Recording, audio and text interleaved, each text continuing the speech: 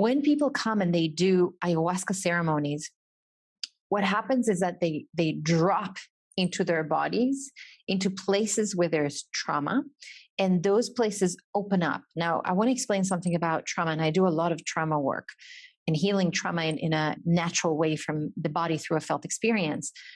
Trauma is locked in the body because something that happened could not integrate back into our nervous system.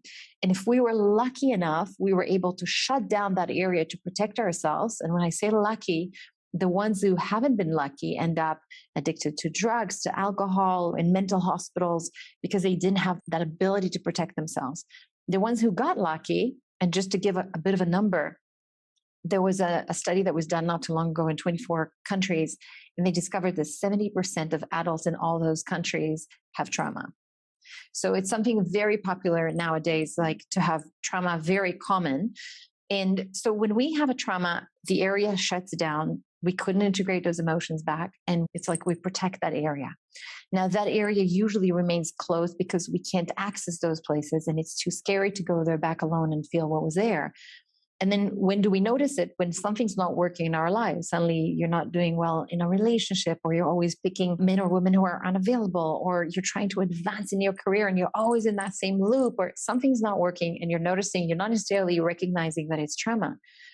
Some people do know that they have trauma. When people come to do this work, the ayahuasca is so beautiful in opening this place and allowing you to suddenly have access to this place that you haven't been able to get to.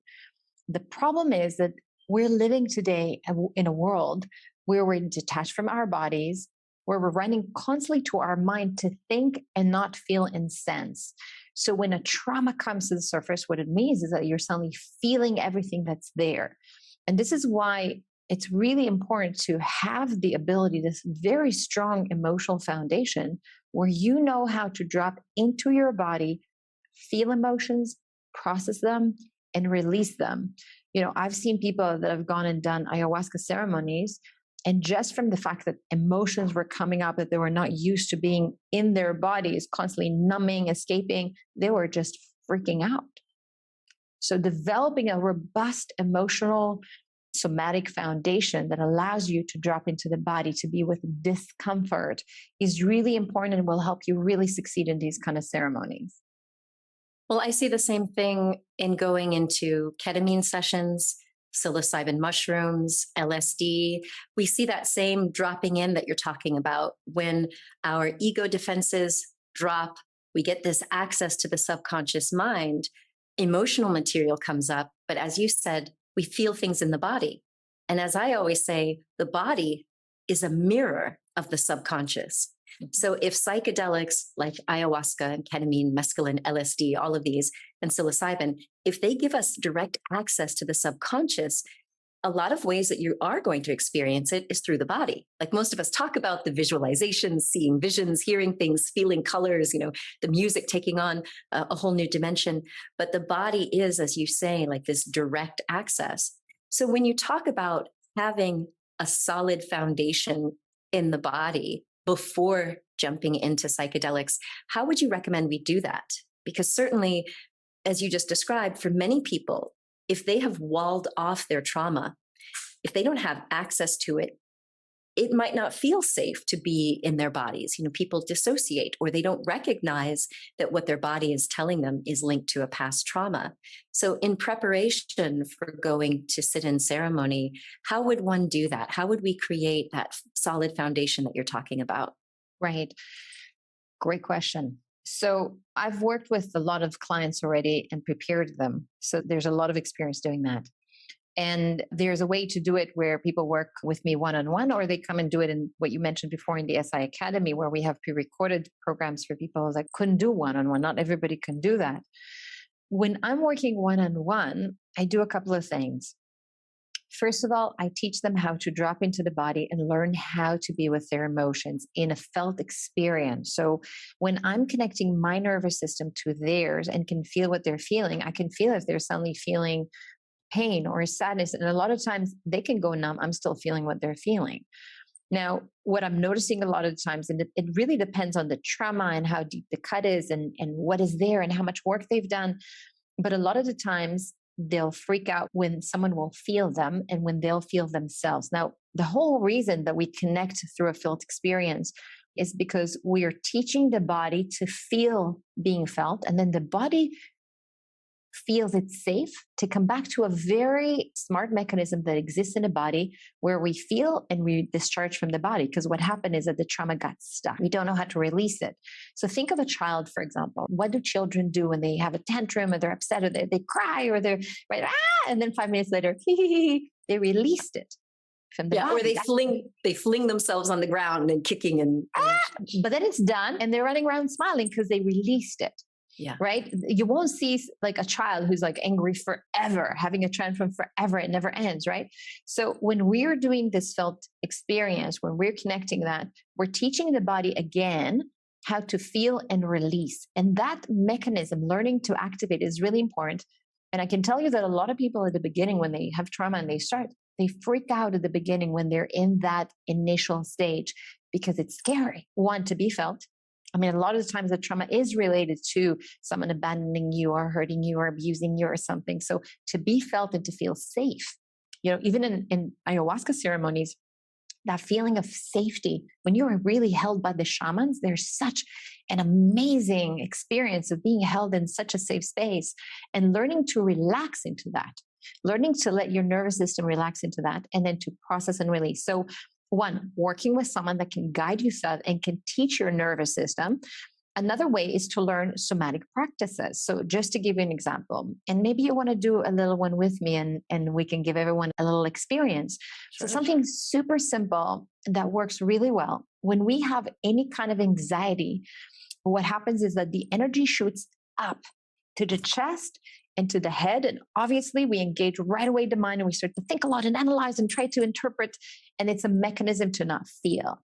So one thing that we want to do, we want to bring the energy down towards the base, towards the pelvic area. When we're able to bring the energy down, there's a feeling of trust in life and a grounding. We start to relax. So there's a fantastic exercise. We can take either the thumbs or the fingers, whatever feels comfortable. You can do it on the headset itself and just push them a little in. And then we take I'm just going to demonstrate first, and then we can do a couple so that they can do it after with us. We take a big breath in, and then we do a humming. And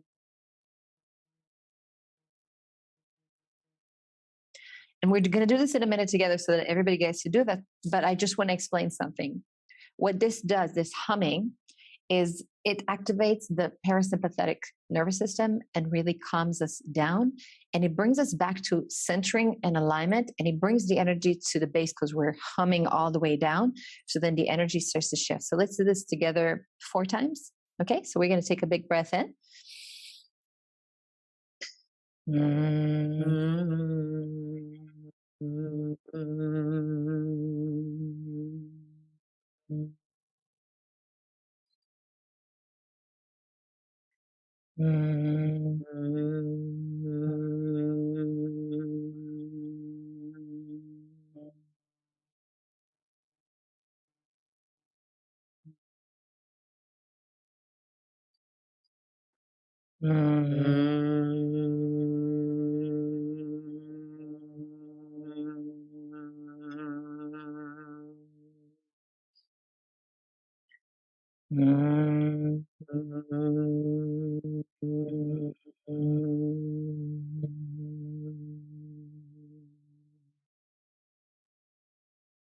What do you feel doing it? I feel peace. I do feel this sort of grounding. I was worried that I was going to cough because, as you know, I've been having this allergic response, but instead I feel relaxation of my chest. Right. So this is just one example of a somatic practice where we're using the wisdom in the body and we're shifting the energy and we're shifting our whole experience. And I have, a bucket of these in the SI Academy, a whole program about this. And also when I work with clients. So when you've got your arsenal of somatic practices like this and you know how to activate them, even if you freak out because you're afraid and you don't have a lot of experience, going through emotions and processing, you have something that you can activate as a tool to help you through that. So really, to summarize this, one, somatic practice is to shift your whole experience that ground you, that relaxes you when you're in anxiety and can bring you to a very peaceful place. And second is like really to learn how to process the emotions from the body and release, and especially how to be in discomfort. We run away from discomfort. As soon as we feel discomfort, we go like, what can I do? How can I get out of here? What can I shove in here? How can I numb it? But what we don't understand is in the mechanism of the body, being in the discomfort is allowing the body to process and to release. And that's that little kid who's got that tantrum and release it from the body. It might not be comfortable in that moment, but you're allowing your body to do what it needs to do, and it knows what it's doing. I love that. I love that, because what I find is that many people, like you say, they're afraid of those emotions. So if you can do that with someone else who is like co-regulating their nervous system with you, like we've just done even here on video, then we start to relearn safety and learn that we can contact these emotions and get to the root or the core of them. Now, you also talk about this link between feeling and sensing and our ability to process our trauma when we're going into psychedelics. So that releasing allows us to receive wisdom. Isn't that how you describe it? Mm-hmm. Absolutely. Absolutely. Because look, I'm going to give an example of my ayahuasca, a little story from my ayahuasca ceremony. So you mentioned at the beginning that all of this work came out of the fact of my own trauma. And I was mentally sick, and she got sick when I was 11 years old. She was manic depressive. And that really shattered my whole foundation. This is why I found all of these things, because I had to rebuild everything from scratch. And it took me 2.5 decades to find all of this wisdom from all around the world, from the craziest places that you can just imagine. Now, having that ability left me very open to be able to receive the wisdom in ayahuasca ceremony. So, for example, there was a moment where I remembered, it was a profound moment in one of the journeys where I saw myself as that little child, as my mom was sick and just attacked my brother, almost killed him by mistake from her manic attack. And I was in bed and I was shaking. And what was so incredible was that I was shaking in bed for 3 hours because I was so scared and I couldn't let her get close to me. And what was so incredible in the ayahuasca ceremony were two things. One, ayahuasca showed me what it looked like from the outside as an adult, while I felt through my body what I felt as a child, and then I could see the interpretation. And at the same time, made me feel this love, this divine feminine love in the body that was helping heal the wound of the mother. So while in my body, I was there looking at my mother, and I could really look at her. And the interpretation that I had as a child is that she abandoned me. She left after that, like they took her to a mental hospital. And that always stayed with me, that abandonment.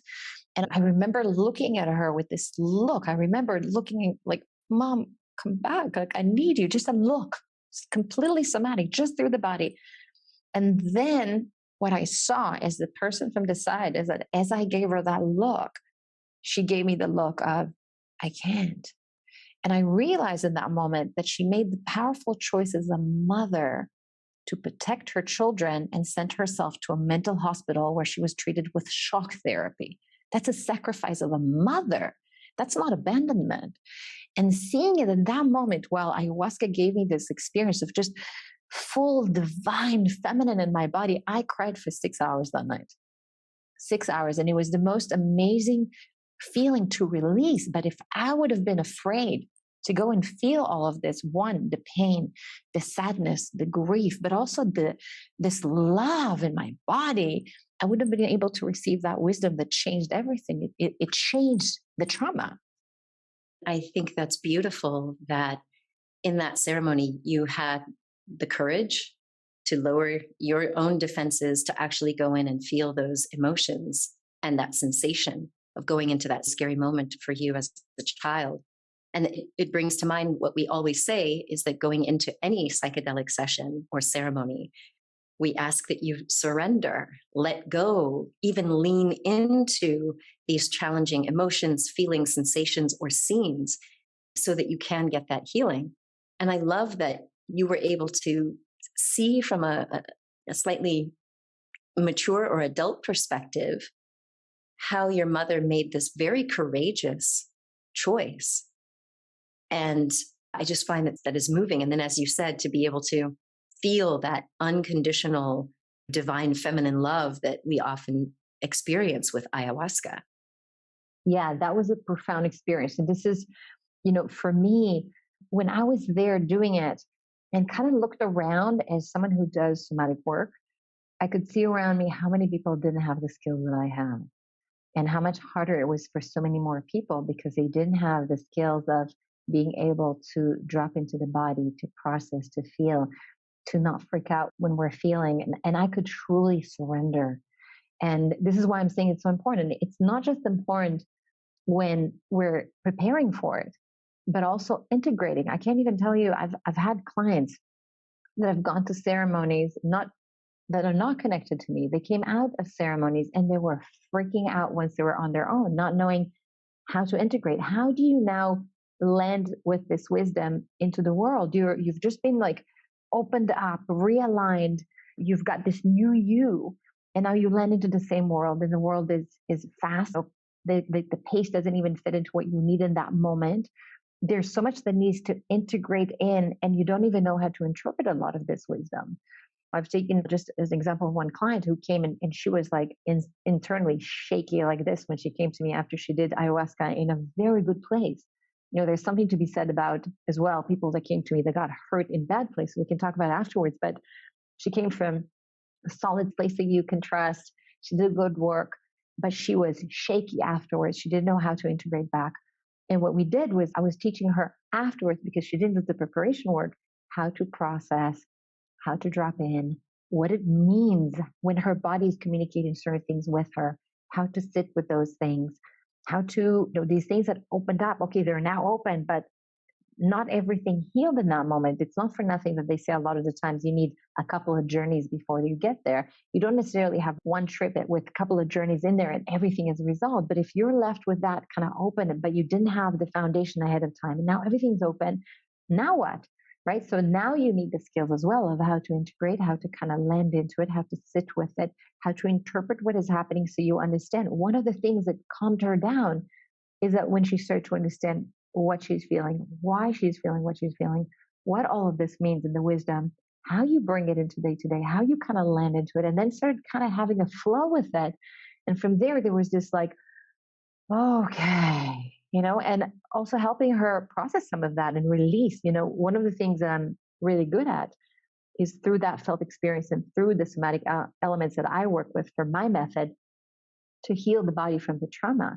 So they come in and then we do this beautiful work of continuing that, building on what they just did, and then completely solidifying it so that it kind of lands into this person who's very integrated and landed into themselves and confident and feeling like, wow, I can hold this on my own. I'm not interested in ever working with someone and going like become dependent on me. The same as with the ayahuasca. You're supposed to come take and then leave because you're supposed to have this within because all of it is already, the wisdom is within. It's just about waking that back up and teaching you how to come back to your true nature. So I love that. And what I'm hearing are some themes. And I certainly experienced this in my own integration. I was recently in America coming back from a ketamine experience. And just like you said, I had this very somatic experience during that journey. And when I first came out of it, I was feeling very wobbly. It didn't make a whole lot of sense. It wasn't like my ayahuasca journeys or even my psilocybin mushroom journeys. But being able to just sit with my body and tune in and start asking questions. And I have that as a practice. It's part of the attunement process. We ask the body to tell us, and that can be telling us in visions or visuals. It could be something that comes up as we're journaling or through meditation. But what I found was I had to sit with that. Just so that's getting in touch with the body, as you said, like just being able to ground. And then came later during my integration process, the interpretation. Mm-hmm. And so what I've heard from you is that in addition to somatic work that you work with people, there's also something to be said about just processing, just letting a person express and offload. Sometimes insights will come in an integration session. Sometimes it might be you reflecting back or just their own innate intelligence saying, oh, now I get it. I always have a sentence that I say when I work with a client, I go like, you're not the boss. I'm not the boss. Your body is the boss. And the reason I say this is because in the world that we live today, we want to power through, we want to check, check, check. I'm done with this, I'm done with that. You know, you see people starting to work with the body and they start to go like, maybe I can kind of push through and I'll finish it in a week or two. But when we're talking about healing, you can actually cause more trauma when you're doing that. The body, and each body is different from person to person, has its own pace. And you're not dictating to the body, nor can I dictate to the body. We can just learn what that body needs. There's an unfolding journey that has to happen. And that unfolding journey has its own rhythm and way of doing that. And we have to learn to respect that and allow it. And that's part of the learning when we're doing somatic work, is teaching people that wisdom of how do I pay attention? How do I know what the body needs? How do I interpret what it says? Well, the body communicates with us through feelings and sensations. So you start to move fast and suddenly you start to get anxiety, or you feel like having kind of like it's heavy and it's hard for me to breathe. And the body is signaling for you it's too much. Slow down, right? So we're learning how to listen to the body. We're learning how to pay attention. And then how to allow, part of the integration is allowing this unfolding to happen so that your body is dictating what it can. Now, what is important, sometimes we don't know to tell the difference, is there's a difference between an unfolding and us running away from something where we don't want to face it. And sometimes it's hard for us when we don't know the difference is to tell when do I need to listen and let it be, and when do I need to kind of ground myself and say, sit here with this, right? And I think this is where we need a little bit of guidance for someone to teach us these things. But what I'm trying to say is that the most important thing is to learn the wisdom of the body, because at the end of the day, when you understand how the body communicates with us and you understand the wisdom of what is unfolding, you can just let the body guide you to do that. And that journey is, a lot of it is the integration versus someone who's coming and you can just imagine someone coming out of like a journey and suddenly trying to force and push and fast and like, and I don't understand, but maybe I can finish it in a week if I push it. And whoa, this whole thing explodes in your face.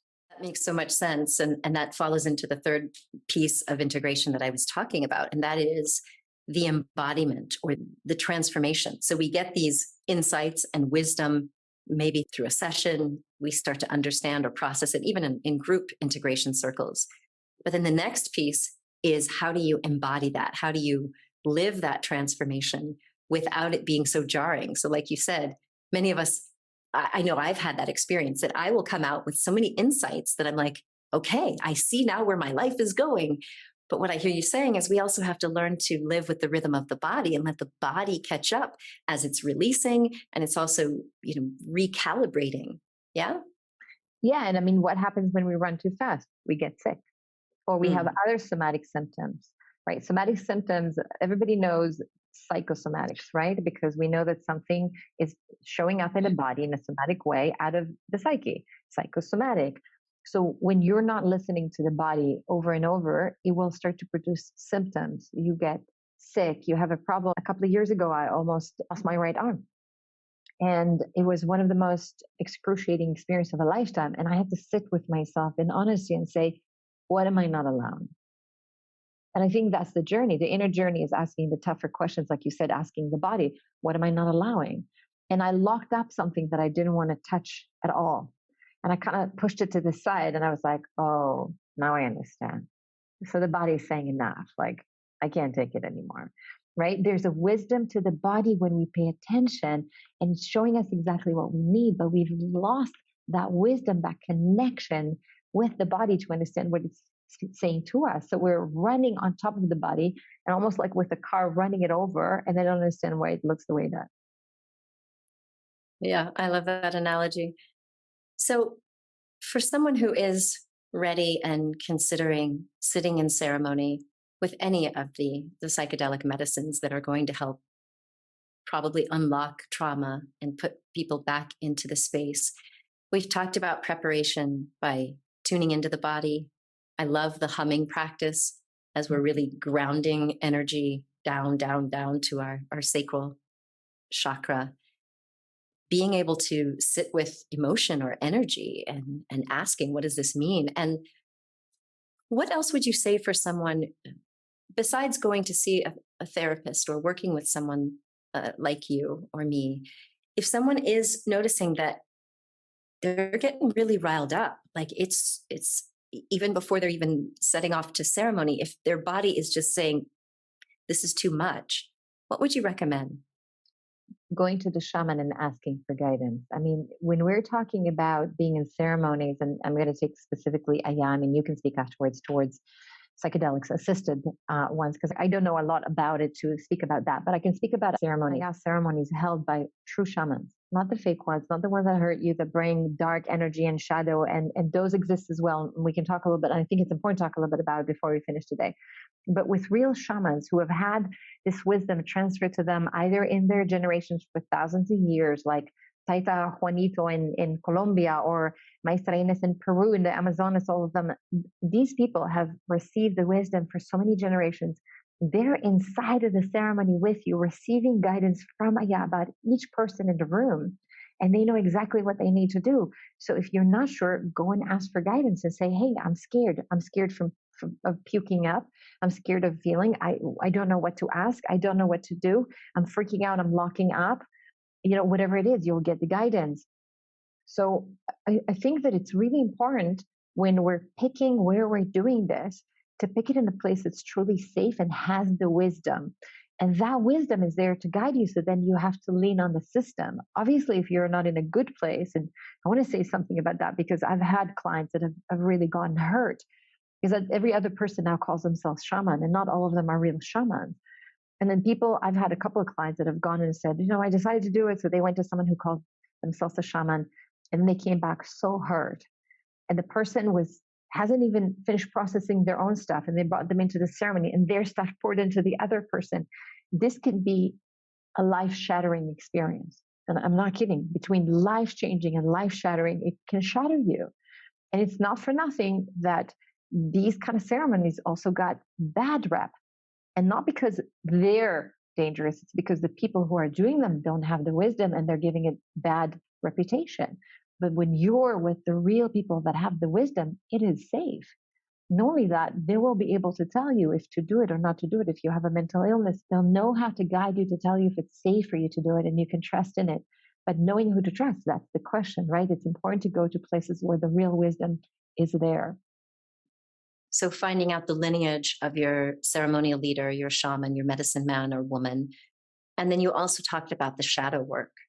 Mm-hmm. And this is something that I've recognized over the last few years as I was doing my own apprenticeship and certification to facilitate psilocybin and ketamine.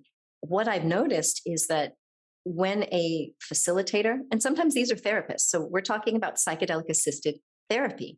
So in many places around the world, that could be a licensed clinical social worker, that could be a physician's associate, a nurse practitioner.